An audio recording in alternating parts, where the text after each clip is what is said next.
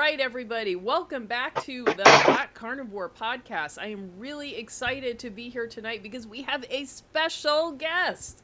So many of you probably, actually, we have so many new people here. I'm not even sure that you necessarily remember Deborah, the pandemic carnivore, but she is here as a guest tonight, and we are going to catch up with her and talk about Dr. Rimka and, just generally, have a good time.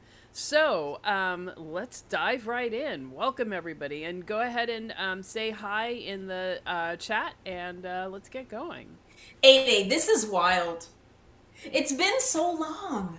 I Like, I don't know. even know, the etiquette. I don't know anything. well, well, you are forging new etiquette right now, so that's fine.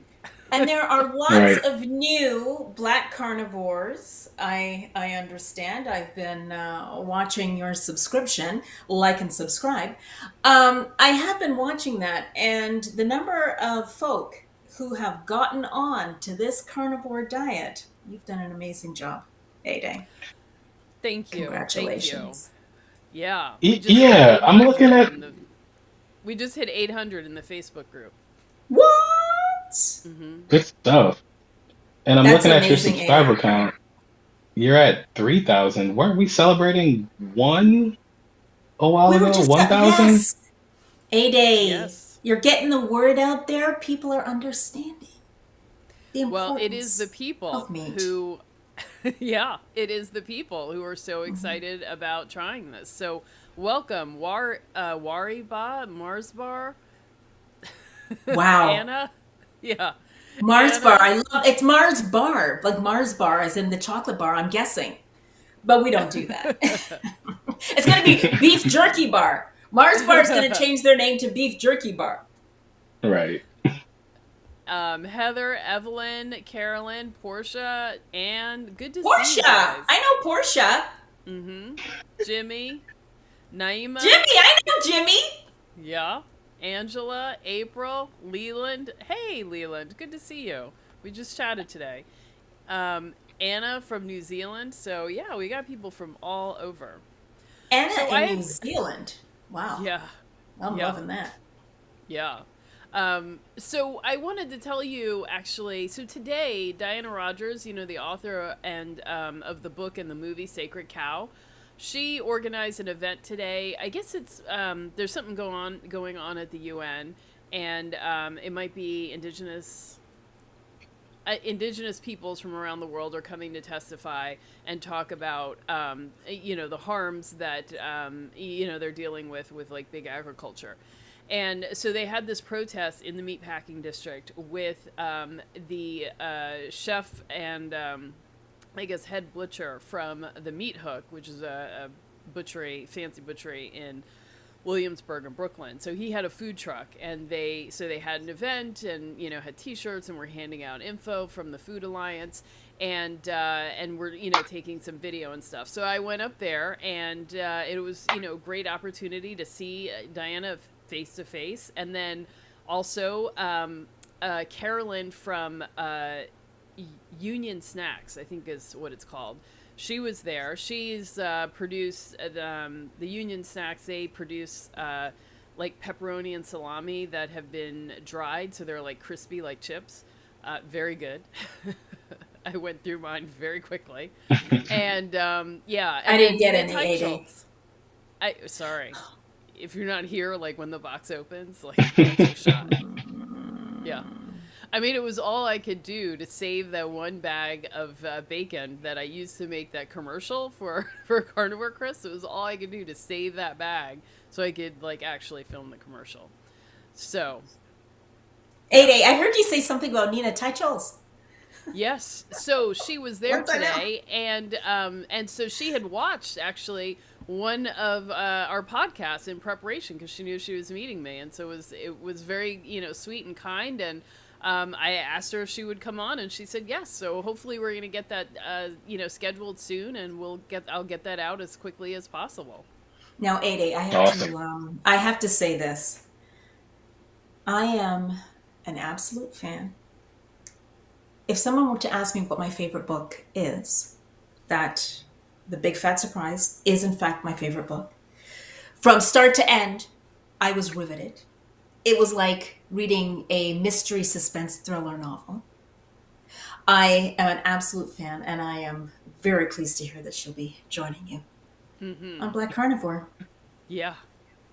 Me too. Me too. And I mean, the revelations from her research were just, really stunning.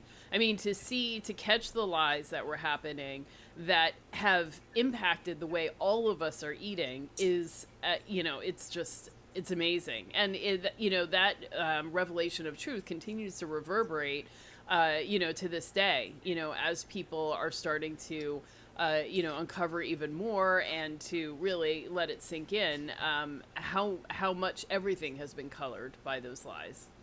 And by the way, I haven't read Sacred Cow yet. I'm just going to put that out. I have not read it yet. Mm-hmm. So that's on my fall reading list. I as well have not read it. Okay, one of you, okay, but two, come on. I Like, mean, 80, honestly, I just eat read. meat. You know what I'm saying? I just eat meat. No. I just You're an ambassador of a community that is working to educate our people to eat better. So that does mean that you have a greater responsibility as the pandemic carnivore, and you, Arien, as real knowledge, you do have a greater responsibility to stay on top of the literature. So for everyone reading, my recommendation. So for everyone Arien, we reading, got told. Arien, yes, we got told. we were. We are yes. put on notice as of We got now. we got told. So my recommendation for reading materials, one I thought was really helpful, was Lierre Keith's book, The Vegetarian Myth. And that's Yes. just, not only the vegetarian stuff, but it really just sort of helps you to kind of understand where animals and where we as humans fall in the whole human life cycle. So I thought that was really helpful. Sacred Cow, I think, is also really helpful for understanding, what is meat, where it comes from, how it fits into, the earth, and why it matters and is important. If we got rid of all the cows on Earth, we'd have cataclysmic problems. So it's not good. We need them. They need to be here. And then I think the Dietitian's Dilemma is really helpful for. I mean, it's a very recent book. It's a very sort of studious one. So there's a lot of citations in it. So if you like to go down a rabbit hole and like read more and more studies, it's just a very recent and very good review of the literature. And, she goes into some topics that I don't think you see other places. So like the mental health chapter was just a revelation for me. And that's information that I don't see anywhere else. A lot of people talk about diabetes and metabolic disease, but what is happening in the brain, I think, is really, really important. So that one is really helpful. And then, I think Judy Cho's book, The Carnivore Cure, is, I mean, again, it's like an incredible, collection of all of the relevant research that, that is really relevant to the carnivore diet that is collected, and it's just a tome of great information. So, those are ones that I actually think are really good to start with. And just for the concept of a ketogenic diet, I actually liked this woman, Nora Gagaudis. I mean, we're way past... That's a Bible, that book. Yeah. I mean, we're way past in terms of our general knowledge about a ketogenic diet, way past where they were at the time that she wrote the book. But I think it was really helpful for me to kind of get that being in a ketogenic state is a good thing. It's not a dangerous thing. It's not something that you should sort of just dip in and out of. It's a good place to be all the time. I also have to say that, and it's not necessarily a carnivore book nor a ketogenic book, but Why We Get Sick by Dr. Ben Bickman. Is he a doctor? Mm-hmm. No, is he? I think he's he's got his PhD. Yeah, he's got his PhD. That also is a very good reading material if you're just starting out, or perhaps you have a certain ailment that you're dealing with currently. You can see how it connects to insulin resistance, and then perhaps a carnivore diet or keto might be helpful for you. Yeah. And then, of course, Lies My Doctor Told Me is a good one. And I think Dr. for Hampton, starting out, yes. yeah. And Dr. Hampton, he wrote a book. What was it called? Diabetes and You, or something like that. We love Um, Dr. Hampton. Ah, yeah. was What his was the that, book that was Arien? like fix your diabetes, fix your Yes. something else? Yes. We love Yes. Dr. Hampton. Yeah, we do. So that's another great starter book to help you help you specifically around diabetes. And and I feel like there's something else that I'm You know missing. what, Ada? From I'm not to jump ahead or anything, but I wanted to talk about the little part Dr. Rimkin talked about books. I thought that was interesting what she had said about books. Which Oh one? yeah. She said you were talking about You don't need a book, do she we want said. to go into this or do we want to finish the book list? I think it, segue. Yes. Segues right into it. Uh, yeah. Well, so I think that was Glenda! I think that was my full book list for the moment. So why don't we, move on? And yeah, so Dr. Rimka. So we watched part 2 of Dr. Rimka's interview on Tuesday. And I'm actually really glad I switched the order because I do see it was very weird. We like jumped right into the deep end, like from the opening of the conversation, and then didn't come around to give it context until halfway through. Mm. But I, it was a great opportunity for me to ask all of the random odd questions that I have, and I really enjoyed the conversation. So she talked a lot about being primal and sort of eating naturally, and so I think that's what you're alluding to, Deborah. Yes, Do I you am want to? alluding to that. Yeah. So I have some thoughts. In a way, I agree with her, and in a way, I disagree. So when it comes to books about primal health, the origins of humankind, and how we ate, and understanding the important role that red meat plays in our diet, that kind of stuff, I think that people need books for that. And I partially feel that they need it for a sense of motivation. When it comes to a book that tells you this is how much you eat in the morning, this is how much you eat in the afternoon, this is what you eat in the evening, this is now you need a quarter plate of this and a half plate of that, and a da da da da da. Then you've got to exercise at 7 a.m. You got to no, no. Yeah. I don't believe in a book like that. Now, cookbooks. I think there's a place and a time for a cookbook. In my shelf, in my kitchen, there are no cookbooks. I don't need them. I like to be simple about it. But perhaps somebody else needs a carnivore cookbook. Maybe it's a good starting off point for someone with a carnivore cookbook, but I do not feel it's necessary. Those are my thoughts on books. So I guess you'd be first at burning them. No, no, I wouldn't burn the book Throw it because into the Just a there fire. are couple. Just some no, specific books. no, there are some people who might need a cookbook. It could be Well, I helpful for for them, sure don't know what especially to do in with starting. chitlins, so I need a book for that. I know what to do Wait, with chitlins. Yeah, and trash. my grandmother's Leave passed, them, so I leave them don't. in the supermarket. That's where I'm leaving. Well, I think it's important to try different things, but there's certain things that are like outside of my normal realm. So, um, Name is that Nema? What Nema says, too religious and dogmatic. I agree with that. I think that we can get really caught up in these rules. And I think the more rules that are put onto this diet, the more frustrating it can become. And somebody who's maybe teetering on food issues, I wouldn't want to see them get overly absorbed with a bunch of rules that they're supposed to follow. This is, to me, this is an experiment. I'm still experimenting. I'm still on this carnivore journey, and I really think it's important that we're able to be fluid, see what works, what doesn't work, and move on from that. But to think to yourself, "Oh, I have to eat this much fat. I have to eat this much protein." No, you don't. You don't. And it Yeah, depends on what your goals are.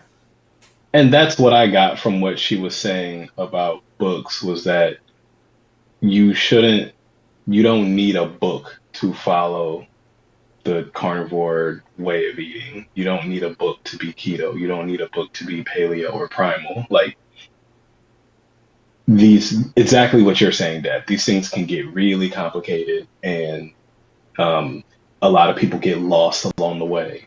And that's where like you don't need a book for those things. I definitely agree that there are other places where books are useful. Like out of that list that Ade was reading off, and then the one that you added. Like I love Bickman's book. I love The Vegetarian Myth, and I want to say I think I read The Big Fat Lie, and I read Gary Taubes's book too. Back when I was before carnivore, when I was just keto. Like That's when I books can started. be, Gary Taubes started yeah. me on this journey. I think he was my first book, and then I read Nina Teigel's, and then like years and years later, when I actually went carnivore, is when I read Lee Eric Keith's book, The Vegetarian Myth. But yeah, like I think books can be very useful for people in giving them that basic education. And I forget who said it. That might have been Naima too. But like, no, it was Lorraine. Like to educate you away from all the things that you were taught in the beginning. And But in a way to go defend ahead. yourself as well. Because people Yeah. like to challenge you, you know what I'm saying? Yep. Well, it's like, yeah, all the miseducation that we have suffered, we have to undo that, and it, I mean, and we're talking about lifetimes of information that have, not even been formally taught, but just sort of subconsciously absorbed. So eating this way does require you to dive deep into what you believe, and as much as people on the internet like to say who are pushing back on me about why I'm black carnivore, why I do this. They'll say stuff like, it's just food, like, what's the big deal? But it's like, food is how we communicate family, community, relationships, culture, identity. And for some people, it's a hobby, a passion. So, there's a lot more around food than we give it credit for. And so I think that we really have to respect that. And so when you go to unravel what you believe about food, like there's a lot there, and it can take a long time. It's not something that happens overnight.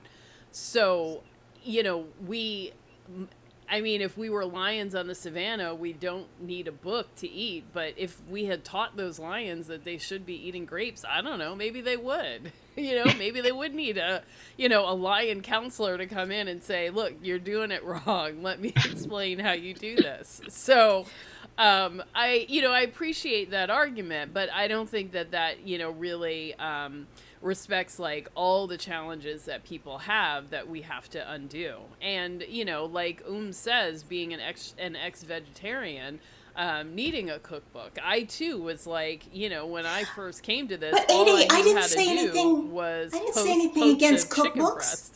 I didn't say not to get a cookbook, Adi. I Okay. said there are some people where a cookbook can be valuable. I didn't say not to get a cookbook. I didn't say not to Okay. read a book. Adi. But my cookbook is the same as Anna's cookbook. Mm-hmm. Yeah. That's Deborah's cookbook too, Anna. Like take meat, apply heat, add salt, eat. That's my cookbook Hey, Chris, too. it's good to see you. Okay, so yeah, so those were, I think that was a good point. Now, I took some clips from the video that I thought were really interesting. I wanted to talk about a little more. So let's dive in and play clip one, and let's see if I can figure this out. I'm not a huge fan of like people tracking fasting every day. I hate the term intermittent fasting because you've just turned normal eating into a fancy science term, like you should eat when you're hungry and stop when you're full and drink when you're thirsty and you should sleep when you're tired. And so I think that's what you're kind of referencing, Deborah. Like, just, follow your actual body signals. If you can read them. Because in the beginning, it's hard to read your body signals because your body's telling you one thing when your mind is telling you something else. So what would you say were the hardest things for you to kind of, pick up the signal for?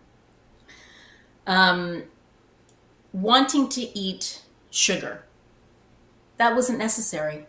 So it was my mind that was telling me it's not necessary to eat sugar. You do not need sugar for energy. That was my mind. My body was saying, you better eat that sugar. We need the sugar. Don't you see you're dying?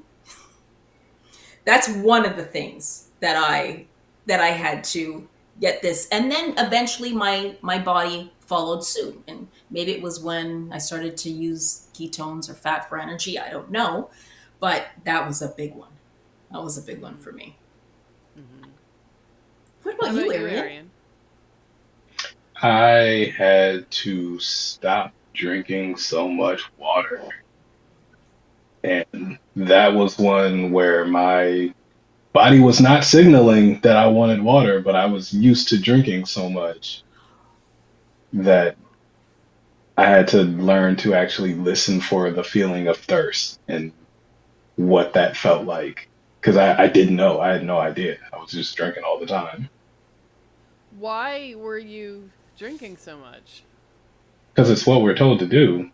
Like, so you were one of those people that had like the big gallon thing at your desk and it's got all these lines on it like, hey, time for this. Hey, get up and do some jumping jacks and drink this. right. So I never took it that far. Never, not once. What I did do was I would keep, because, yeah, I don't like having too many things. So there's no way I'm buying a bottle just for water, just to have at work so I can know to drink my 64. Like, that's ridiculous. And those things are like as big as my head. Like, there's what do you, no lunchbox can hold that. I'm not dealing with all that. But what I would do was like keep a cup that I knew was about like 20 ounces or so. And I'd try to drink two of those while I was at work. And then another one when I was at home that got me close to 64. Um, I thought it was a good thing to be peeing every hour or more often, as annoying as that was when you're at work in an office where sometimes you're in meetings that can last a couple hours. That was tough. You know what? I can appreciate that, Arien, and I noticed with myself, I don't really drink water or liquids at all. Well, maybe coffee. I do have coffee, but liquids until 4, 5 o'clock, and that's when I'm like, "Gug, gug, gug, gug, gug, gug, gug." Yes, I sleep all night long. I sleep all night long. Don't have to get up and go to the washroom. That's when I actually. So I totally hear you about this feeling like, oh, I'm supposed to be drinking water throughout the day, but my body doesn't want water throughout the day. My body wants water at 4 o'clock, and that's when I'm like, Yeah. "Gug, gug, gug, gug, gug, gug, gug, gug." And if anybody tells me, oh no, that's wrong, you're not supposed to do it that way. Why? Why am I not supposed to do it that way? I Yeah. don't need There's to no get up in the science middle of the behind it. night. There's right. Why? Says who? Yeah, that happens to me too. When I'm not drinking coffee, I don't drink often until the first meal, which is And whenever it and is. I'm back to one meal a day, by the way. Oh, when did you And get I'm off of that? loving it. Oh, when COVID started and I had to move back home and I was taking care of somebody and I had to cook my mother breakfast and I ended up eating breakfast as well. Then I ended up eating lunch and dinner when I really didn't need to. Mm, Mm-hmm. So now I'm back to one meal a day, and actually I feel really good. It feels much better. oh, What feels okay. better about it? I don't feel as bloated or full, if that makes any sense. It just it's like a it just feels like an internal cleansing that I have every day. And when I wake up in the morning, it doesn't take up time. It doesn't take up all of this time preparing all of this food. I feel better. I feel good. One meal a day. And you know what else I've noticed, Ada? I eat less at dinner. So I eat between 5 and 8 o'clock. 8 o'clock, I'm cut off. No more food after 8. Cool. Is that a rule that you set for yourself, or is that just what you fell into? It's what I set for myself. I find that at 4 o'clock I start to get like, I could go for something, and then I just want to push myself that other hour while I prep my food. Then I eat 5:30, and if there's something else, if I'm still a little peckish, I'll take it to 7 to 8, and then after 8, that's it. Nice. Okay. Okay. Well, congrats on feeling better. Why, thank you. And I had a giant roast beef today. It Nice. was it was giant in the air fryer. Ada, I got one of those too. Oh, wow. I didn't know you could roast beef in the air fryer. Mhm. Cool. Nice. I guess that makes sense. If the temperature goes low enough, you could do that without like tearing up the meat. It was I good. think I have to set mine on like I think there's a bake option on mine because the regular air fry only goes to like 15 minutes, and I would need much longer to actually cook a roast. Well, cool. I'm glad that you had a good dinner. I did. Thank you. I did not. So after this, I will be having dinner. And I had Yeah, scrambled eggs too. I had scrambled eggs as my Nice. side option Mm-hmm. nice. because I don't have scrambled eggs in the morning anymore, you see. Well, today at the Food Alliance event, so the food truck was serving two different kinds of like sausages things. So one was a hot dog, a straight up hot dog, and one was a sausage that was blended with different vegetables. So beets was one of them. So it was very pink, or sort of a pinkish purple color. So I had it. Wow, this is the first time I've had vegetables in a very long time. And it was beets, which is not, it was never one of my favorites. Um, but, it was okay. I mean, it definitely tasted like beets, and it was like, I could, this part of the flavor I could do without. But, it was okay. You wanted to try it. Yeah. Yeah. So I Try tried it. something new. Yeah. Yeah. So if you're in New York, I do recommend the meat hook. But yeah, it was cool to try something different like that. They didn't have mustard though. I don't understand that at all. Serve They didn't have sausages without mustard. mustard. Yeah. That's a crime. Yeah. I I'm not agree. that invested, actually. I mean, it should be there as an option because that's like a normal thing to go together. They had sauerkraut, but no mustard. And I'm like, I don't want sauerkraut, but I do Yeah. want mustard. So, yeah, anyway. So I'm not Lorraine, a connoisseur. so Lorraine learned to listen to her body. She eats before noon. Then some days it feels hungry around 5, and will eat some other days. I need none. It took time to learn to listen to my body. Yeah, absolutely. Hmm. Yeah. Because you know So, what? In the beginning, our bodies are talking a whole other language. You know what I'm saying? yeah, yeah. Well, yeah, it's your body talking, plus the sugar-loving bacteria in your gut are talking, Hmm. and your sugar-addled brain is also like everything's screwed up. The signals are so clouded when you first Hmm. start. If you're coming from sad. Yeah, yeah. And I think also, things like coffee do have an effect. I think I still haven't gotten my, self together when it comes to sleep because, I'm drinking coffee. I want to stay up late. My watch is telling me I'm sleeping, about 5 hours a night. And, this is because I'm going to bed at 2 and getting up at 7. and I need to stop doing that. Wait, you're drinking coffee again? Well, yeah. 8. Sorry, you're going to bed at 2. Yeah. Yeah. But, I mean, there's all kinds of problems there. And my body's sending me signals. It's not that I'm not tired. Like, I'm falling asleep as I'm typing. As you're But, typing. you know. Yeah. So, like, even while moving, I'm falling asleep, which is a clear sign. Get into bed. You're done. 9:30 for me. Like I physically start to go, like physically, I want to go to, that is it, 9:30. Yeah. Wow, Anna has been doing a beef salt water challenge, and Yeah. she's saying the only thing she's been craving is mustard. I feel that. Yeah.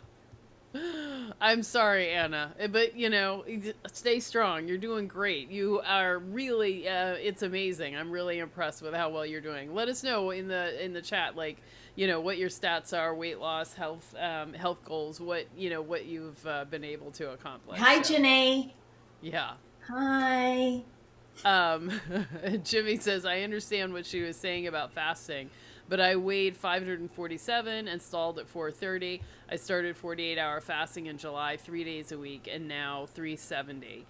I seriously feel much better giving my body a rest. Yeah, Jimmy, so I don't think, I mean, remember, of course, that everything that all of these doctors say is, you know, to be taken with a grain of salt. You know, they've treated who they've treated. They've, you know, studied what they've studied, but you are the only person living in your body. And so you have to, you know, blend what you know or what you have learned from people outside yourself with the messages that your body is sending you. And, you know, and if you are feeling better with, you know, your fasting regimen, then, you know, you've done it. You figured it out. Stick with it. All right, Johnny G says no. I know. I'm sorry. I'm sorry. Hey, I'm still drinking my 1 cup. I do it in the morning. It is literally a cup of coffee, which is not 8 ounces. It's usually about 6 or so. And I am pretty okay. I actually fall asleep decently. And I think I'm back on the, like, as long as I go to bed early enough, I'm up at like 5:30, 6 o'clock in the morning. No alarm. So Yeah. that's cool. Yeah. Chris says, I loved fasting when I was doing it, but started having stomach upsets after a long fast. That is totally normal. And I never quite understood how I'd see people posting, you know, I'm doing a 5-day fast until this wedding I have to go to, and I'm going to break it at the wedding. And I'm thinking, oh my God, that's going to be a disaster. I can't even imagine. But the there other you thing go. too is you can't get as much food in there. Like if you're gonna go to don't fast. You can't get as much food. Or break your fast a couple of days early so that Exactly. you manage to warm up your stomach so you're ready to eat. Exactly. That's it. And Yeah. I found for me breaking a fast, the best way to break a fast is in fact with red meat. That's the best way for me to break a fast anyway. I don't know. I haven't figured out the non-stomach problems. So, yeah. Not that I have. Not that I've solved anything. Yeah. But that's Yeah. just the best way for me to break a fast. But I don't have the stomach stuff after like a 36-hour fast. So, I don't know. Maybe 42 hours would be fine. But, you know, once we get 72 and beyond, it's, you know, definitely a problem. I haven't done a long fast in a very long time. Yeah. Mommy Does Keto asks what I put in my coffee. Nothing. Well, a little salt sometimes, but otherwise nothing. I've always drank coffee black, though, so that's actually not new or unique. Okay, Chris is thinking about doing a 7-day to kick off the new year. Sure, why not? Just don't plan to, you know, go to a fancy party on the 7th day. And after you break that Good luck fast, with don't that. plan to go to a fancy party after you break that fast either. Or a white party, no less. I like how, Stay close to wow, home. I just caught that. Wow. So, Stay close to home. Yeah. I like that Rimka said the fasting, it makes sense, ancestrally for it to be seasonal. That at the beginning of a season, you might have a few days without food. Um, yeah, for all y'all going longer than that, just my stance on fasting, I feel like is pretty clear at this point. I'm not for it, at least for myself. And so y'all have fun with your long fast. Mm-hmm. I haven't done Um, a long one, like I said, in a long time. yeah. Let's see. Anna says she's down 4 kilos or 8.8 pounds so far this month, Good 26 stuff. kilos since February, and has stage 4 FSGS, which is a kidney disease, and her kidney function has improved. So, yeah, that is Nice. pretty freaking amazing. Yeah, awesome. Yeah. Awesome. Okay. So, actually, let's watch that next video. I'm Oh my totally God. antisocial, so that's easy. That's great. Yeah. Oh, Johnny G. Stomach stuff? Please don't elaborate. Yeah, sure. We won't. No problem. I think you got it. I think you got it. You, you Um, know what's up.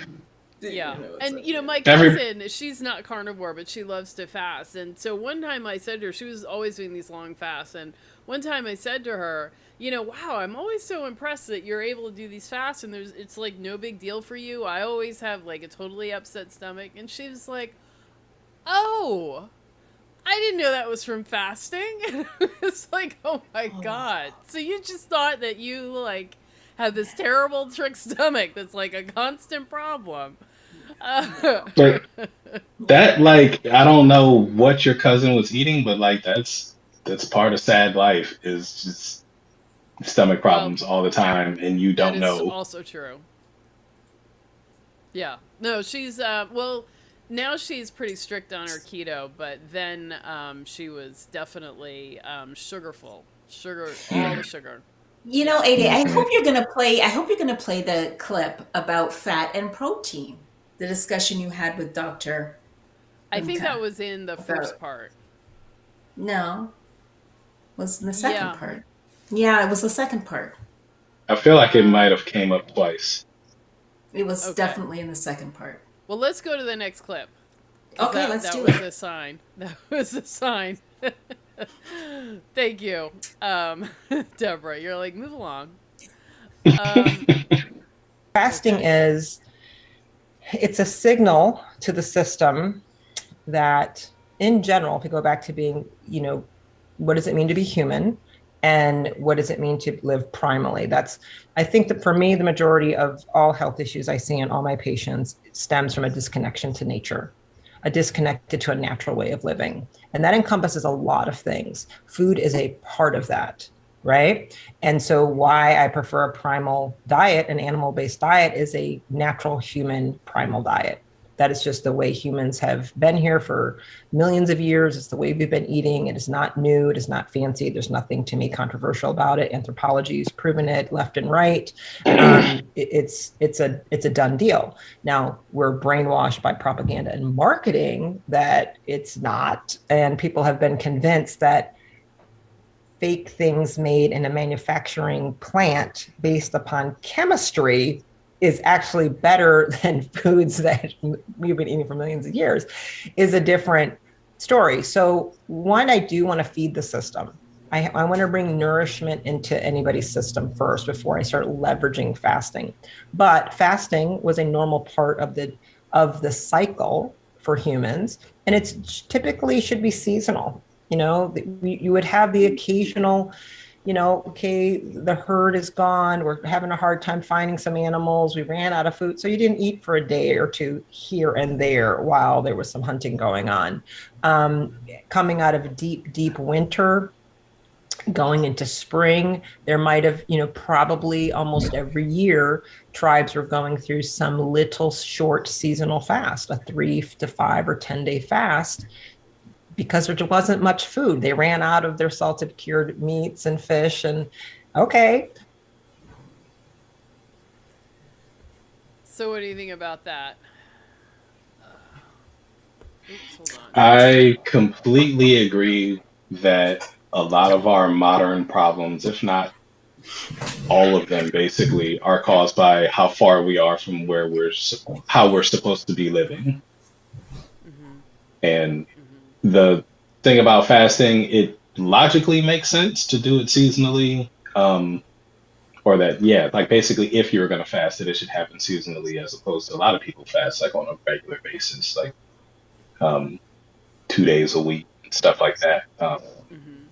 I don't know how natural that is. It feels more logical to me that we would have fasted less often than that. But generally, I think I agree that the body is built to fast and that we're fine doing it. Mm-hmm. Yeah. Well, as much as it is incorporated into religion, um, I think that, it just must have been a pretty, regular, though probably not dire kind of experience. Hmm. Yeah. Because there are, like, if you look at the Jewish religion, there's a lot of, like, 1 day fasts in it. Mm. Okay, didn't I know I that. do believe that the convenience of manufactured food products has helped us to become a society that can't go an hour without eating. I do believe that fasting is absolutely natural. I personally find it easier for myself on a carnivore diet. I do not become hangry. I'm fine until I eat. I have a little side comment. I watched this show on Amazon starring Nicole Kidman. I won't say the name of it. The individuals were told that they were going to eat breakfast and then they were going to have dinner 7 o'clock that night. Between breakfast and dinner, they were allowed to go out into the woods and forage and eat anything that they could find. They lost their minds. I Have bet. you seen this show, or No, is I'm something just new? laughing at the prospect of modern people being told, one, people who are unprepared being told you're going to eat breakfast and then you don't eat again until 7. That's And already you can hilarious. forage. You And can get some berries and well, whatnots. before the foraging, just telling humans in 2021 that they are going to wait somewhere probably from like 8 to 12 hours to eat for the second time that day is hilarious because they can't do it. They're Now I'm not going to built tell you, for it. Aaron, They're not carnivores most likely. And then second, the Arien, foraging is hold on. And then the foraging is hilarious because modern people don't know how to forage for anything. So you really are fasting for that time in between. but Arien, now anybody out there who is actually watching this show and you don't know what I'm about to say, I'm going to give something away. Arien, they foraged all right. You know what they foraged for? They killed a goat. They killed a goat, Arien. Nice. Good for them.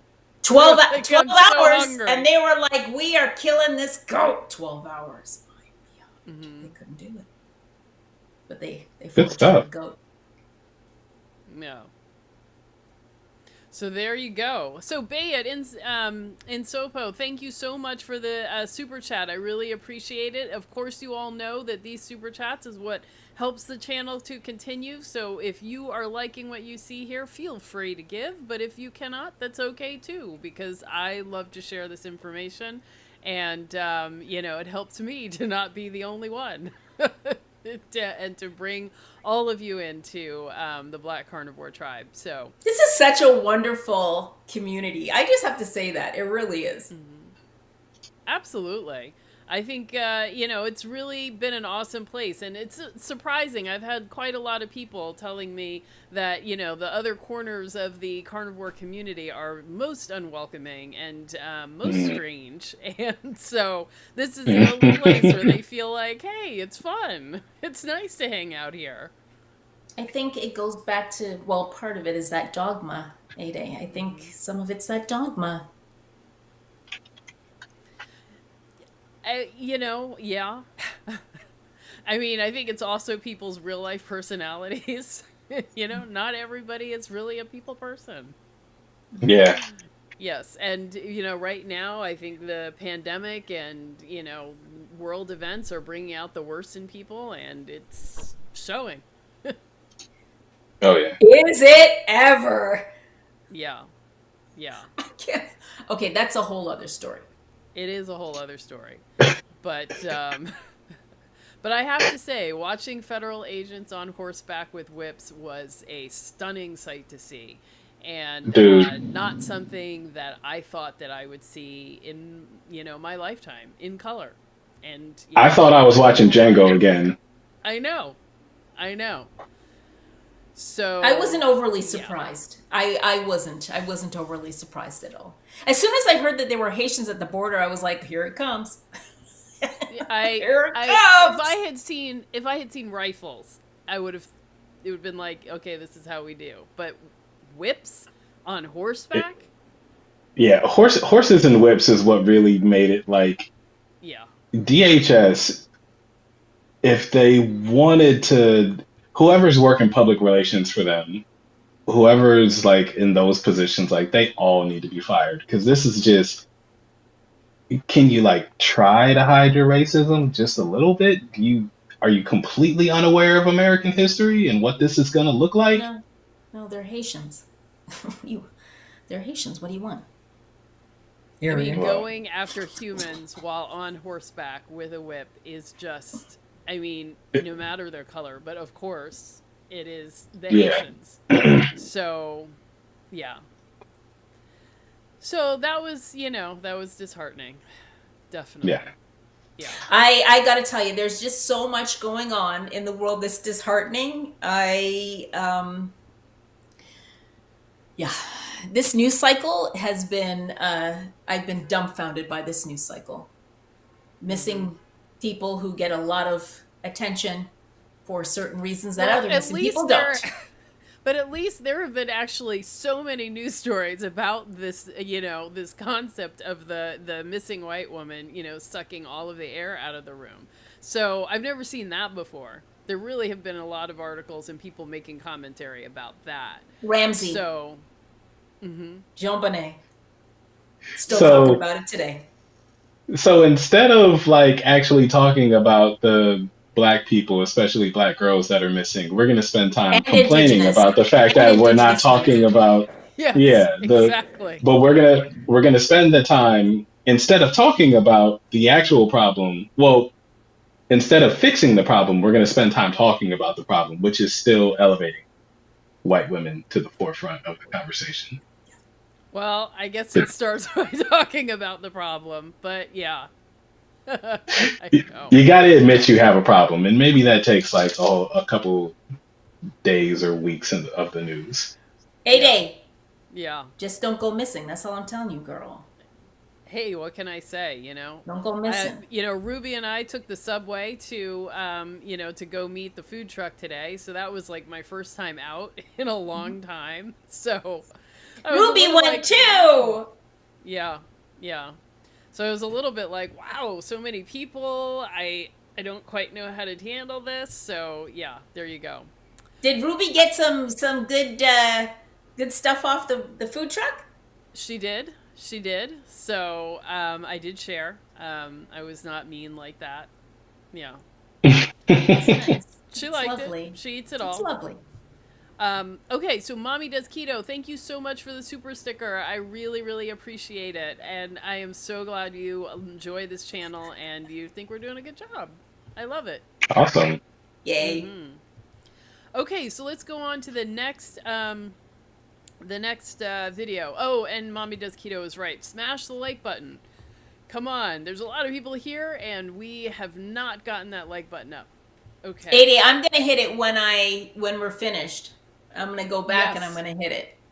Actually, I almost never hit the like button. I forget to do that on my own videos. So I'll try to hit it twice then, for you and for me.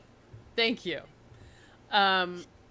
Okay, here we go. I want a carnivore starting to fast. I mean, when I take people when they begin, I'm like, please throw out all of that. I don't know if because they're so used to like dieting women or whatever. I'm like, no. We're going to eat. Like, you're going to learn to eat again. And it's because I'm trying to if they've done a lot of dieting and a lot of fasting, trying to lose weight or whatever, their brain has gone into, survival. It's gone into famine. It's gone into war. We're either at war or we're in a famine. It's real bad times. And so what I want to do initially is nourish them so much that the brain says, life is so good. Everything is so safe. We're clearly in abundance. Clearly there's warriors on standby. Clearly everything's fine. So you know what? I'm going to boost up my hormones. I'm going to release a lot of eggs. I'm going to be super fertile. And I'm going to increase my metabolism because I don't need to hold on to this fat because we don't need it because there's plenty. That's the beginning of low carb for me. And I transition people. I don't want fasting initially because I'm trying to create that neurological state to turn on the way the metabolic system can work by turning fear in the brain off. So I loved that point that she was making, because I think that many of us come from the standard American diet, and then, we transition into keto, but we may still be eating a lot of processed foods, protein shakes. When she said give up the fat, I think she was referring to, things like fat bombs, MCT oil, and, all of this highly processed fat, rather than like real fat that comes attached to the piece of meat that you're eating. And but I think that so many of us come to these diets being malnourished. You can be overweight and still be malnourished. And so I think that, our bodies have been under assault for years, and thinking that, we're in a famine, in a war, like some horrible thing is, happening in the world around us. And so I do think that part of what's happening in the early days of carnivore is that you are sending your body the signal that everything is okay, that there is more than enough nutrition, and that, we have access to good food. And that is important to send that signal. I tend to agree. I don't know enough to really be able to, I can't speak definitively on the signals. I just know that the body, when you're under eating, you will lower your metabolism. You're not going to burn as much. You're not going to use as much fat. Your body's going to try to conserve. And I think that I definitely agree with the fact that, with her statement, that a lot of people in the beginning, they come into this thinking that under eating is still the way to go. They still have a lot of those ideas. And I assumed that that was what she meant by cut the fat. Like, that old saying, like, cut the fat and leave the lean. Like, those things, those ideas have no place really anywhere. Oh, you mean But cut they're, the fat? You thought she meant fat as a metaphor, like cut the yes, ridiculous ideas. That would be a yes, bad place to use that metaphor because yeah. it really has Because, another real meaning. right. And because in this, like, ancestral eating, like, fat is actually what we want. We are not cutting fat unless a person just maybe doesn't want as much at that one time. But that's, a whole another layer of semantics. So that's what I assumed that she meant, because, yeah, I didn't think of the cut the fat as in, cut the artificial fats. But yeah, when I talk to people about how I eat and keto and carnivore, I'll say probably somewhere from like 3 to 5 times as many women as men will say, "Oh, well, I'm still overeating." So I try to limit how much I'm eating by like looking at my plate, and they're still like pulling stuff from the DASH diet and all these other weird ideas, and they're trying to incorporate them into this eating ancestrally. And I have to tell them, like, all right, you have to throw all of that out, all of those ideas, But throw see, it out. that's It's what all I garbage. did. That's what I did in the beginning. I was always trying to synthesize everything I had learned. And, when people would say to me, "You're eating a paleo diet, or you're eating like a caveman, that's crazy." And it's like, well, there's vegetables, there's meat, like, it's fine. But I was always trying to synthesize all of these ideas, and, it Hmm. wasn't working. Like, there's definitely a point at which it's not working. And Yeah, it took a long time to unindoctrinate myself, and I'm sure there still is some indoctrination that I'm working on. Yeah, like I see so many new carnivores who are used to counting calories, and they'll say, "All right, so I feel great, but I still feel like I'm overeating, and I'm at like 1,500 calories a day." And I'm like, "You're fine. You're fine. Let it go. And you know Stop what's so counting." crazy about that is that when not Ansel Adams, that's the photographer, right? So Ansel Keys did Yes. that starvation experiment. You know, when I went in and read like what he actually did, they were talking about, you know, they had the men on diets between like 1,500 and 1,800 calories a day, and this was their starvation diet. And I was like, wait a minute, this is what people are like aiming for, and this is what we're told you should be doing day in, day out. Like, are you? Yep. And I was like, maybe I misread that. Maybe that was 150 to 180 calories. And I was like, no, there's definitely two zeros here, but this does not make sense to me at all. So, Hmm. you know, I still feel like I don't even know where to put this. It's like this is what people are trying to subsist on every single day, and it's crazy. So we're all starving technically. Yeah. Hmm. I think that in the beginning, when some people, not everybody, when they're drawn to a paleo, keto, carnivore diet, their initial thought is that they want to lose weight. So we have learned in the old days that's how you lose weight. But I do have to agree with Dr. Rimka when she says that she has to kind of flood them with nutrients. That is the first stage. So weight loss, getting on the scale, all of that stuff, it will come, but your body has to heal itself. Your body has to get used to receiving nutrients and understanding what to do with it. Because, like you said, Ade, the body has been starving of nutrients, not necessarily calories, but nutrients. Especially if somebody's like, I'm going to have lettuce, tomato, cucumber for lunch, and a slice of cheese. Like I With remember soybean oil, with no less. soybean oil. I And if any of you remember eating watched that like that. video, yeah, if any of you watched that video I posted yesterday, from the What I've Learned channel, you know, that guy has a new video out about vegetable oils, which was just fascinating. But yeah, so what you're describing, that salad with, you know, a little bit of cheese and soybean oil, like the only food in there is that cheese, even if And it Yeah. looks like to honestly, American. I wasn't concerned about my health. Even though I was saying to myself, I'm getting healthier. Health wasn't my concern. It was weight loss. What kind of weight it was, it didn't matter.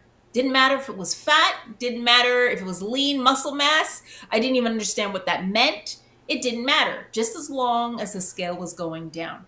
So, the initial stages of getting that nutrients and having your body relearn how to actually use food to your advantage is a huge part of this process. And once your body understands that, your body will now I have nutrients.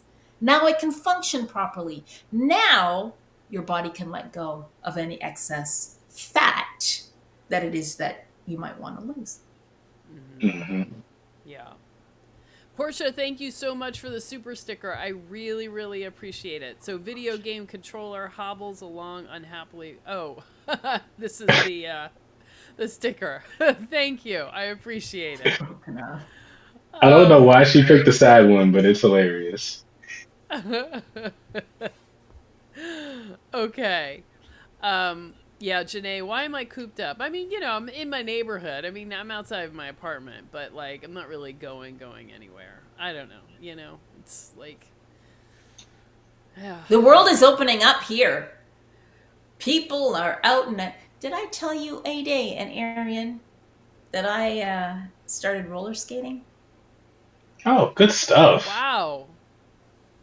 I'm Wow. learning to How roller did that skate start? Outside, inside, in a rink, or what? everywhere, and it's not easy. This reminds me of starting the carnivore diet. It's not easy. It's frustrating until Hmm. I know I'm actually going somewhere and I'm going to get somewhere. I know I am. Practice every day and I will get there to eventually flying across a rink in a skate park. I went to my first skate park last Sunday. Yes, with the kids. Wow. I did. Oh, I was cool. there. So are Wow. these roller skates or roller blades? Roller skates, quads, Okay. got my helmet, Hmm. got my elbow pads, got my knee pads, got my wrist guards. At the skate park. Okay. At the skate park, Arien. You can start something new at any time. I've been wanting to Yeah. get back into skating. I need somebody to go with though. Or I need to get used to going by myself. You can come to Toronto. We can go to the skate park, Arien. I could. It's open now. We're gonna have to make that happen. Hey, by the way, A-Day, Hmm. now that it's open or opening, I mean, I don't know what's happening there. We got to start thinking about this carnivore Well, retreat, you got to join getaway the committee, the planning committee. committee that's planning it. Join the Oh, committee. Oh, oh yeah, Deb, you gotta do work. I didn't know there was a committee. I thought, sorry, I Yeah. just got here. I didn't know there was a, I didn't know there I'll was a put you committee. on the committee. I don't know So about yeah, that. we A-Day, we I don't know found about that. found some possible places. We're considering what to do, and yeah, yeah. So yes, this is happening. We want to do it. That's good. Yeah, yeah. Ann Taylor asked about healing, thyroid healing, and shrinking nodules. I think you just keep going on carnivore. These things take time, but they happen. So just keep going. Yeah. I know we want things like that, but unfortunately, there Yeah. you go. I I'm know still working on a lot of things. Hmm. I don't know thyroid issues kind of much at all, but Nisha Berry had Hashimoto's, which is a thyroid issue, and I think it took her years to really resolve her to the point that she could get off her medication. Hmm. Yeah. Did And they she was wait for the feeling skin good to along the birth? way. Hmm. Sorry, we all talked over each other. Real quick, she was feeling good along the way, but it took time for that to like really resolve. Yeah. So let's go on to the next clip. Um, Oops, here we go. I think that was the third one.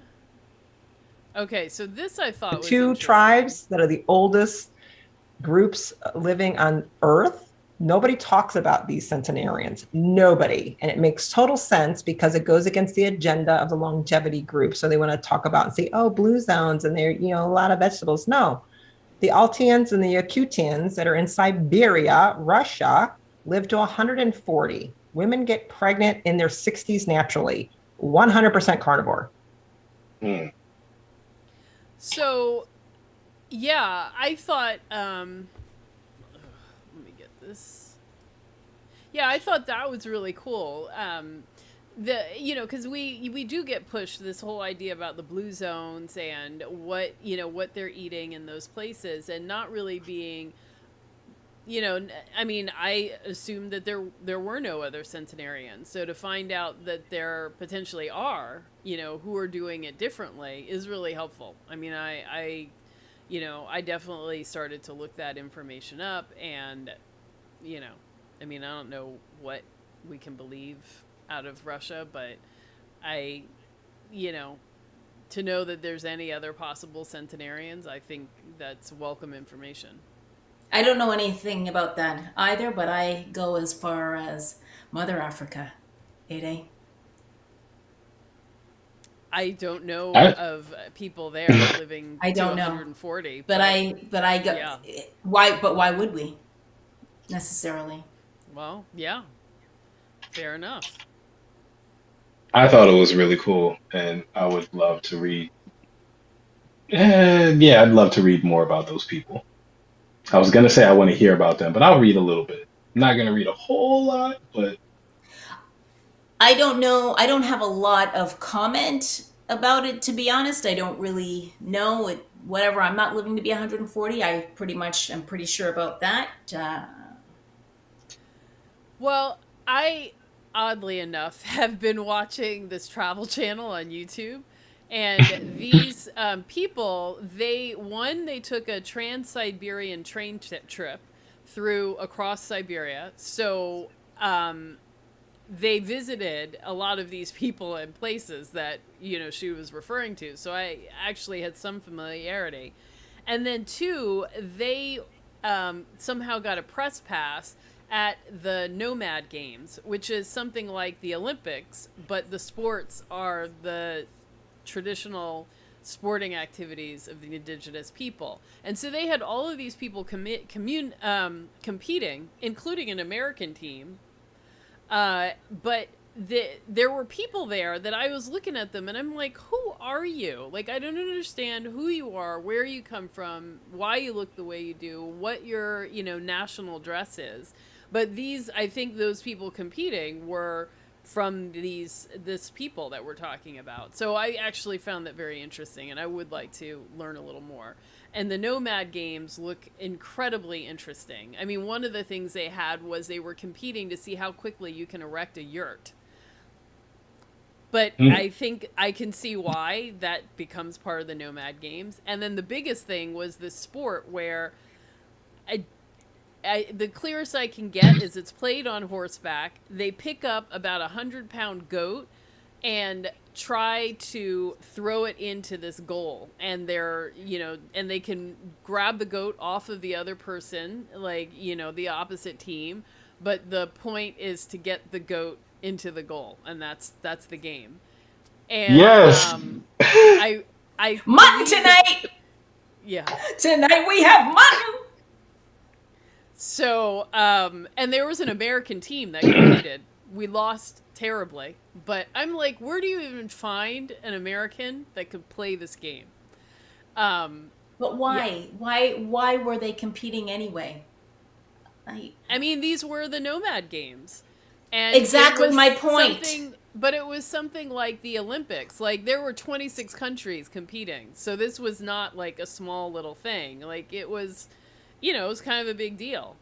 And there were other games. There were archery on horseback, there was like falcon racing and like all these, but all the, I guess, the hunter-gatherer type of activities.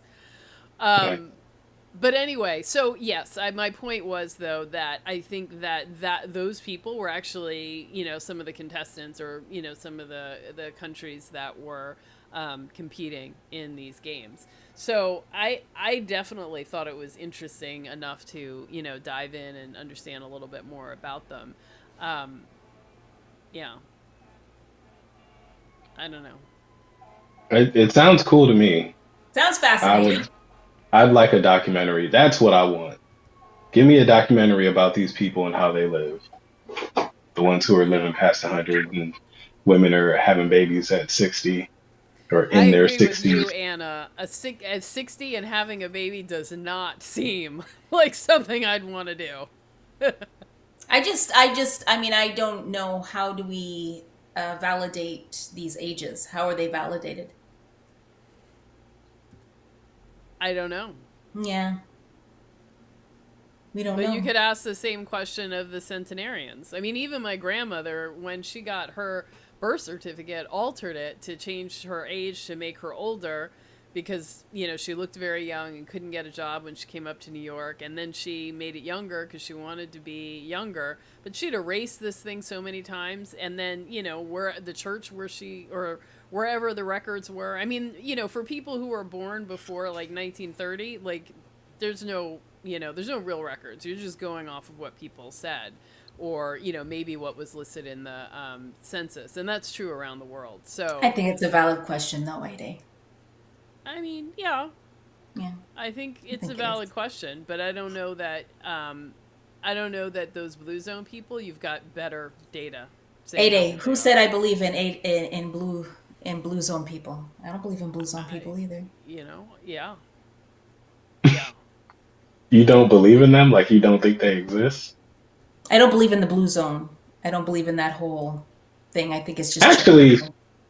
I mean, there are people who are 100 years old or Yes, somewhere abouts there there. are, but I don't believe that there's a specific blue zone where I think it's all just a marketing thing, just like Ansel Keys, cherry picking data.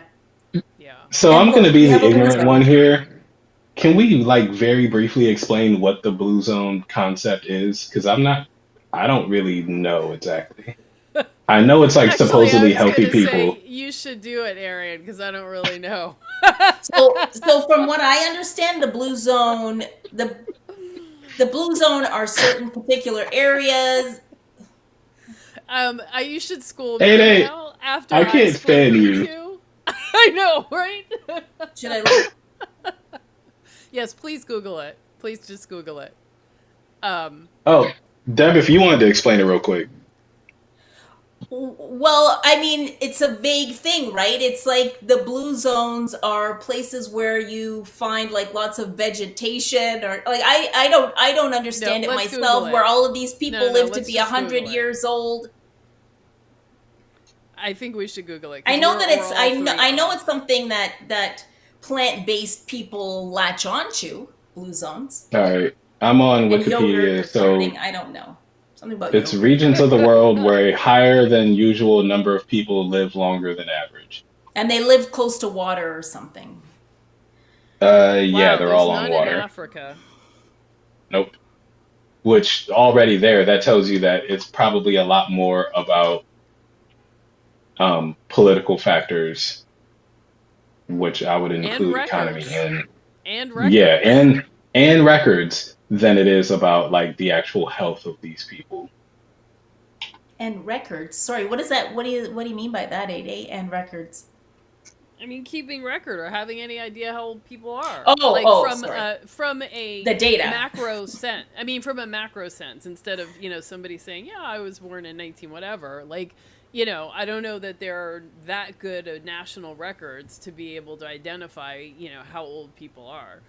I don't believe in it. I don't. Even our But I'm a country, I don't skeptic. think before 1930 you don't have good records of that. So I'm a Yeah. skeptic. I'm skeptical So about it's things. it's very possible for people to be lying. Generally, though, I would think most folks, if we were, so that's why I want the documentary, or that's one thing that maybe a documentary might solve, is you go into Siberia and you talk to those people directly, and if they're pointing out folks and they're saying, all right, so she's 130 and this dude over here is 125, I'm gonna start to believe that, all right, these folks are at least somewhere around those ages, mhm. even if it's Yeah. not exact. Or I how don't. about how old are you? I don't know. Well, are you like 80, 90, 100? Yeah, sure. Yeah, I mean those are Is that a thing that possibilities that happens? What? Of course. Suggestions There are are I made. people don't know. alive who have no idea what age they are. Okay, Arien, this is what's going to happen. I know that Ada was going to go on and do a PhD in anthropology. I'll do it. I'm going to go. Okay, I'm going to do the research. I'm going to do all that this, works. this, and that. And I'm going to find that out for sure. Are Good. you going to master skating before you do that? Right. Sorry. The What you PhD will need to have do to is wait. just get First, I'll do the get skating. get some ice skates because you're gonna need it out there. I will. True. Yeah. Yeah. I have ice skates. So Ann Taylor says you don't have to be cruel to have fun. So Ann, I think that the goat was not alive, and I'm pretty sure they ate it at the end of the game. So, not cruel. It was not meant to be a cruel game. Um, so no kids after 50, God willing. Yeah, I think that might be. Mr. Bogglesworth, I think you're right. Yeah, it's the Mediterranean diet, which Nina Teicholz has talked about extensively, that was entirely a marketing thing. That's not a real thing anywhere. Yep. Nobody actually around the Mediterranean eats like that. Yep. Yeah. I Those love people that name. actually eat. They eat a lot of meat. They eat a lot of fat. I Stop the love Mr. lies. Bogglesworth. Yeah. So Okay. So sorry about that. Usually we're much more knowledgeable and ready. So, sorry about that. And Evelyn, who really cares what's happening in Siberia? Really? Well, Evelyn! it's interesting because those people are carnivore. So, um, as much as we care or are interested in what the Inuit are doing or the Maasai, I think, that's interesting. But I am doing more research on Africa. And in fact, today met someone from Soil for Climate, which is an organization that originally was focused on climate change and the concerns there, and through their research realized that the answer and what's important is actually animals, and having big herds of animals moving across the savanna is what keeps the soil in good condition, and negative or positively affects climate change, not negatively. And so he does a lot of work in Africa with pastoralists and trying to help get back to that situation. So I guess the pastoralists are, because of the political lines, the country lines, county lines, and all that kind of stuff, you don't have big tracts of land where large herds can move back and forth, and that's kind of the trouble they're having. And so the soil is eroding and getting in bad condition.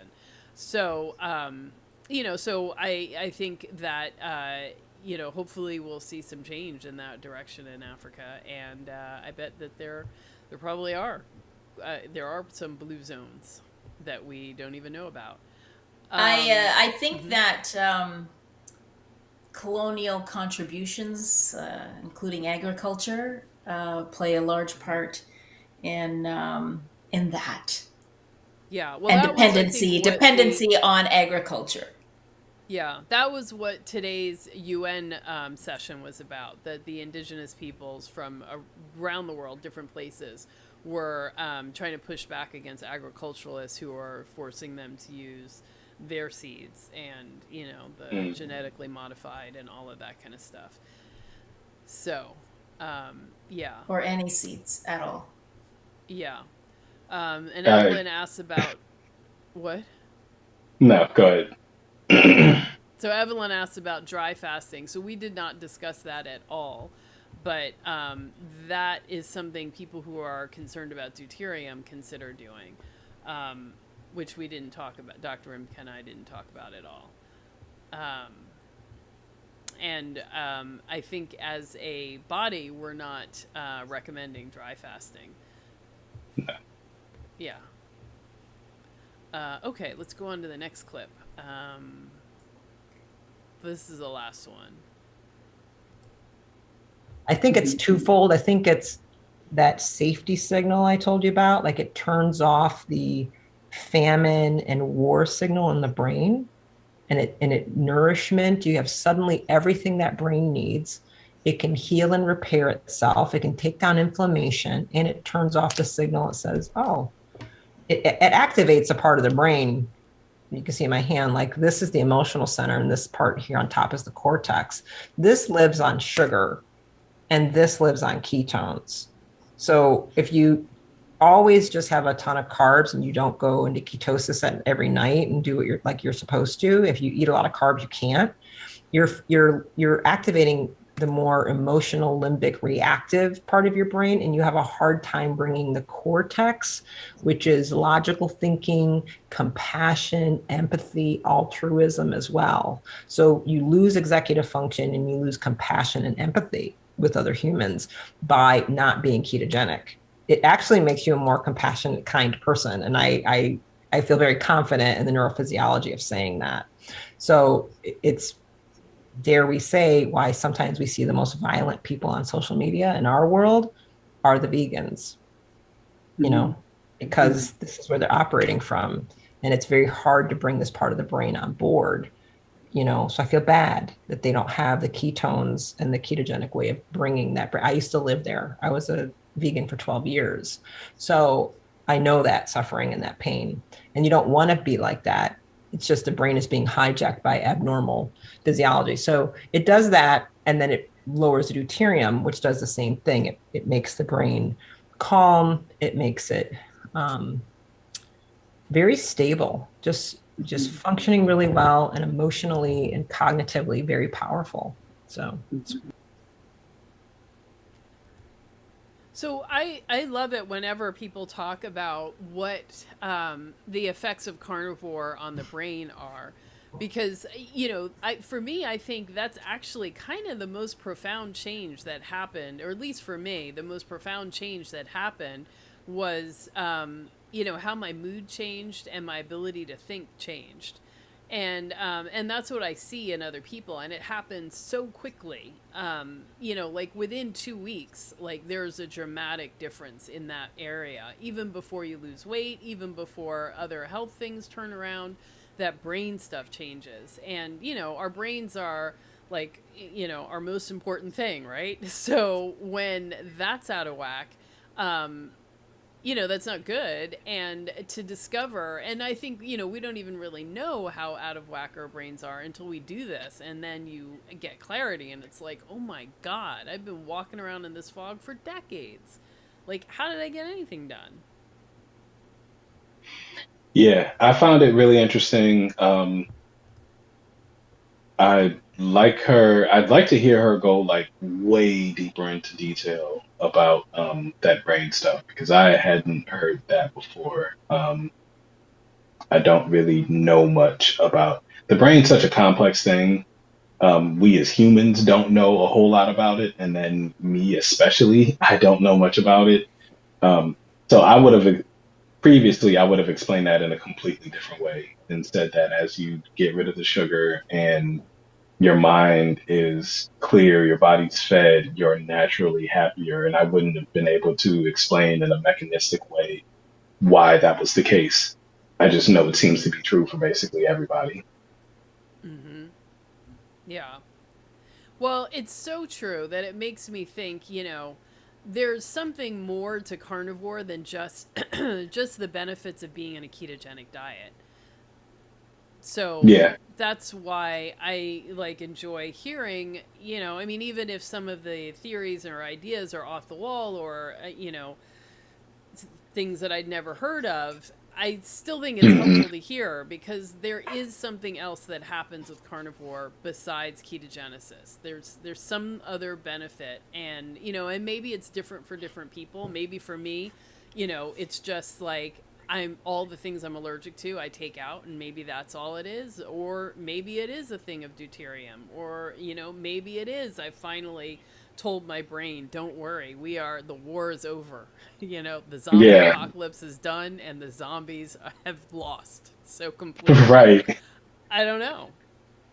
It ends up being something though. I just know that there's something about like getting rid of bad things and also finally giving complete nutrition that seems to make a marked difference with everyone. Hmm. Yeah. And I don't feel like there's anyone that doesn't get those benefits and those changes. There are Yeah. definitely people who get a lot of stomach stuff, they feel bloated and tired, or they're not taking enough salt, so they have all these other problems. But that brain stuff is still happening, even when that other stuff Mm-hmm. doesn't get resolved. I think Mm-hmm. that hypoglycemia plays a really big role in that, though. I think that Yeah. hypoglycemia apparently is blamed for a lot of road rage as well, like people going to work and coming home from work hungry. I think that that plays a big part.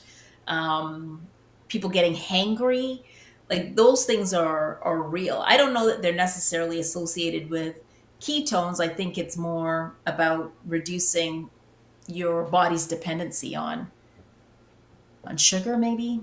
That's just what I'm thinking. But Yeah. I Yeah, it's a definitely unitary know that thing. my mood evened out with the removal of my dependency on sugar, because wanting sugar and not being able to get sugar was a huge thing. Yeah, I tend to agree. I know that I can recognize hangry in people way more than I used to be able to. And it's not just because that's become a word where I don't think it really, people were saying that 5 years ago, at least not around me, but also just I notice the symptoms. And then I think like, dude, you haven't eaten. When's the last time you ate? And it'll be like 3 in the afternoon. And they're saying they haven't eaten since breakfast and they are not carnivore. They're not keto. They're not used to it, not eating for that long. Um, and then they eat and like instantly their mood is better. And it sometimes takes an outside observer to point that out to them. Hmm. Yeah. And I know a lot of people who say, "Oh, I fast all day," or "I don't eat all day," and I'm like, "Really? That's kind of surprising given what I'm seeing." And then I dig a little further, and it's like there's always a bottle of Coke by their side, or a big cup of Yep. coffee. And so it's like, oh, Yep. you're not fasting. You're just drinking your sugar all day long, Hmm. sip by sip, and you're essentially mainlining it. Yeah, Yeah. yeah. Yeah. Yeah. I guess I can talk about this because nobody knows where I work or who my boss is, but he doesn't eat until dinner. But Hmm. in the middle of the day, he'll have like a Coke and a bag of chips. So That's eating. That's eating. yeah, so like That's really you are lunch of eating. champions. That's Yeah, eating. and I don't know how he survives throughout the day. Hmm. Like the not eating in the morning, that part makes perfect sense. But after you have sugar and sugar, I don't know how you're not starving 2 hours later. Hmm. I I have to point to adrenaline too, though. I mean, Coke is giving you adrenaline and caffeine, and that's what you're Mm, running on, right? You're just burning. You're just running on fumes at that point. yeah, You're just so and jacked that up. and that caffeine is suppressing your appetite. That could be it too. Yeah. I think so. Because when I Yeah, used to smoke cigarettes, then I could have, a soda, but I'd be drinking coffee and smoking cigarettes, all day long. And then I would have beer and dipsy doodles for dinner. So, yeah. Dipsy doodle. what what are dipsy doodles? What's I a feel like you dipsy? They're, said that last week, and they're I those don't know what's corn that. chips. They're not like Doritos. They're square with ripples on them made of corn. Sorry. mm, So for dinner let me you had see. corn and what? Beer. Corn and beer. Yeah. Mm. Yeah. Wheat and Oh, corn.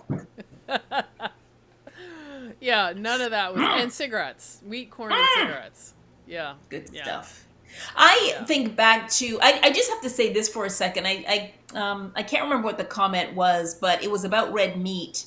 And I have to say that for those people who are out there who still haven't um, jumped into eating red meat. So, you feel I'm carnivore, I'm eating chicken, I'm having fish, I'm doing those things. And even Dr. Rimka mentioned this about eating the fish and that kind of thing. Really, honestly, go for that red meat. Your life will change when you start to eat red meat. There is nothing wrong with eating red meat. I just wanna stress that. If right now you're afraid of it, don't be. Your life will change. Yeah, 100%. Yeah, and right now there's a group who is doing a carnivore cleanse, which is beef, salt, and water. And yeah, I mean, beef is life. It really Beef is. is life. Hmm. Mm-hmm. yeah. I got some chuck roast cooking now. Actually, it's done. It's still Oh warming. man, I forgot to take anything down before I got on this call. Oh no. Wow. I don't know. I'll figure something out. That's an interesting term, because I use that term too. Did I put that down? Did I take that down? Well, the Down out the freezer's higher. freezer. Out the freezer, right? The Even though freezer's my higher, freezer, so you gotta even take though it my down. freezer is on the ground, my freezer is on the ground in the refrigerator, I still say, did I put that down? Can you take that down? Even though it's Oh, it's it's that actually is Yeah, higher. weird. upside down fridge. Yeah, yeah.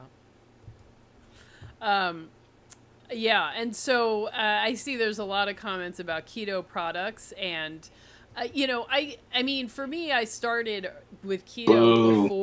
before it became keto, so there really weren't that many products, and it wasn't as much of an issue. I mean, the issues were like Splenda and Equal, and Sweet and Low, but like there wasn't all this other stuff. If I were starting keto now, like it would be a mess, and I don't think I would have a lot of success. Like if I weren't putting the effort in to learn more of the science and understand what it is I'm trying to accomplish, I don't think I would have success because I'd be buying, I mean, I remember, years ago I was trying to do the low fat thing, and I loved Bisquick mix to make pancakes. And so when I was in the supermarket, I saw a box that said low fat Bisquick, and I was like, perfect. This is my favorite thing, and it's low fat. And so I took it, and it was a little more expensive. So I took it, and I actually looked at the back, and there was a little asterisk, and it said, for this to be lower fat, you have to use skim milk and, this and this. And I was like, so the contents of the box are exactly the same. The marketing's a little bit different. It's more expensive, but I have to do the work on the other end to make this low fat. And I was like, well, Mhm. hey, oh my God, you're just trying to take more money out of me.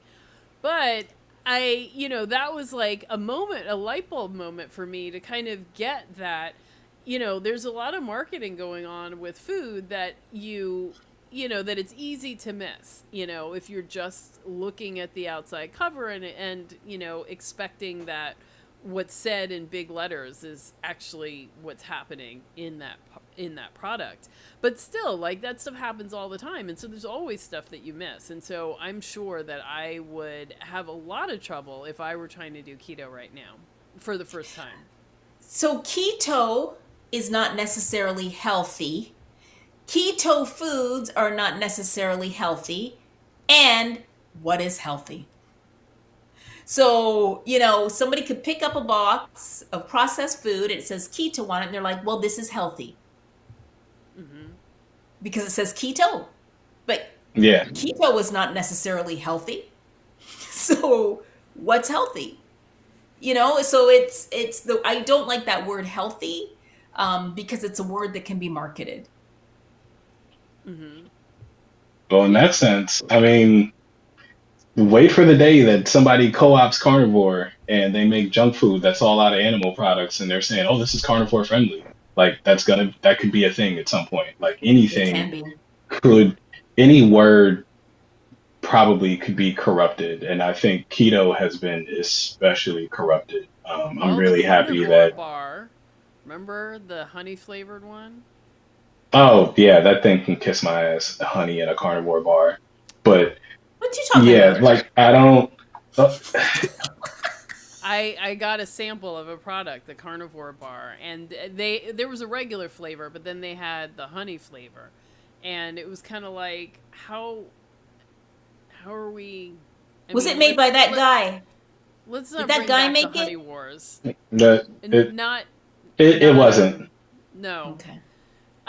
I don't want to bring back the honey wars, but like if I mean, the reality is that some people cannot consume honey, regardless of whether it's carnivore or not, because it is going to raise blood sugar and it's going to be a problem. So, it was just frustrating that you can't assume because something says carnivore that it's low carb. So Right. I truly think that if you have a hive in a tree in your backyard and you're willing to go out there and get the honey, you have at it. Here she go. If you have Moving on from diabetes, you honey. should not. Yeah. If that's what you're willing to Right. do to get the honey, because you don't go to the store, can't do that. Don't order it online. If you want to go in the backyard and get the honey out that hive, you go for it. Wait, Esther is saying they have chicken skins that are carnivore but cooked in soybean oil. Which brand was that? So Carnivore Crisps, I think their chicken skins are totally cooked in animal fat. But you let me Mm, know. I've And definitely seen soybean other. oil. yeah. Uh, I've Bad definitely times. seen other potato chip like products that are made from chicken skin that are made in soybean oil, but I don't know. So yeah, I'd love to hear, Esther, which brand you were referencing. And By the way, this is hi why Esther. I'm this is why I'm so happy that I started Primal first and then went keto. Like Primal led right into keto because Mark's Daily Apple was talking about both of them. So I didn't have to, like, people are really confused because they're used to buying things in boxes and they go, well, I just have to switch this box for this box and now I'm healthy. But healthy is cooking your one ingredient food. And I think this actually might have been a thing that Remka said at some point. Like, I want you to eat food that does not have a label. You shouldn't need to read a label because there's no label on it. Mm-hmm. Yeah. Yeah. Exactly. And I think that's hard for people. It was definitely hard for me. And I didn't know what to do with the food. You know, I mean, I definitely had to spend a lot of time with cookbooks because I just did not know how to cook meat. Um, Mm. my grandmother fried meat, and that I was not going to do. And then I saw her put stuff under the broiler, but I didn't really know what else to do. So, yeah, I had a lot of education to do around meat. Yeah, like a lot of people. Um, Hmm. I know I spent a while learning how to cook steaks decent. Yeah, that definitely. I feel like I'm only just getting there, and it's still possible that I screw it up. So, Oh, yeah, yeah. yeah, Steaks are like take out the whole pack, thaw the whole pack, and hopefully I don't mess them up. But if I do, there's a spare in here. yeah, yeah. So.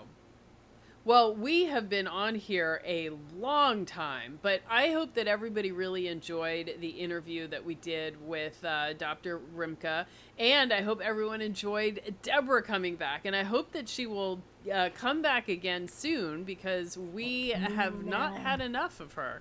Nina Yeah. Teichels. Yeah, well, she's scheduled, so I'm back I for got a that one. notification. So um, I think in a week or two, I will do the interview. So shortly thereafter, it will come out. So look for it soon. That is so Yeah, exciting. yeah, So exciting. I know, and it was exciting that she watched a video in preparation. So it's like, I love yes, it. we are on the map. You know, people She's a recognize. journalist. She's a science journalist. She knows her research. Well, I mean, just because people should doesn't mean they do, but she did, and so that's Word. awesome. Yes. Hmm. So yeah. Do So people I still say that appreciate. word? So, real quick, the brand is apparently called Flock. Hmm. So don't get Flock Carnivore whatevers because they're cooked in soybean oil. Hmm. They're just making money off of a byproduct. They probably sell pet chewies too. Probably. Yeah. Thanks. Actually, my cousin gave me a hard time when I made that little commercial for Carnivore Chris because she's like, it just looks like you're eating dog treats. So that's why I put the ingredients label and circled the ingredients. But I don't think there's anything. I mean, I think that dogs should be eating food that is acceptable for humans. Like, I don't know. I Ade, think that I'm our not gonna fault you. Bijou eats raw meat, but I don't eat Bijou's raw meat because I don't know where that raw meat came from. You know what I'm saying? hmm. Yeah. Well, Ruby eats whatever I drop on the floor gladly, and she hasn't yet gotten sick. Ruby's a Um, great little dog, by the way. yeah, and when we go out on the street, she has definitely, if there's like a slice of pizza or stuff like that on the ground, she ignores it. But if there Oh, is, really? multiple, yeah, but if there's chicken bones that have been sitting out there for a week, that she will absolutely eat. So she is full on, a Scavenger, carnivore. scavenger mode. No, Nice. full on carnivore. She's not Hold even on. interested in pizza. That's not food. Yeah. I don't think Bijou would eat pizza either, actually. She'd eat Hmm. styrofoam. Just kidding. Oh no no. So Bubble Girl is saying the Flock brand has one cooked in animal fat. So I don't know. Oh, Anna, thank you for the super chat. I really, really appreciate it. I love having all of you here. It is this community, this space, this place, this recording is only as good as all of you who are here. And so I love that you, make the time to be here every Thursday evening. And I know these videos are super long, so I really appreciate how many of you stick around. But I always have a good time, and I look forward to it every week. I had a great time. Thank you so much for inviting me, A-Day. Absolutely, yeah, I absolutely. loved it. Yeah. Okay, everybody. So we will see you soon. I'll be back here next week. I'm not sure what's happening or how it's all going to happen, but we'll be here and we're going to have a good time. And have a great weekend, everybody. All right.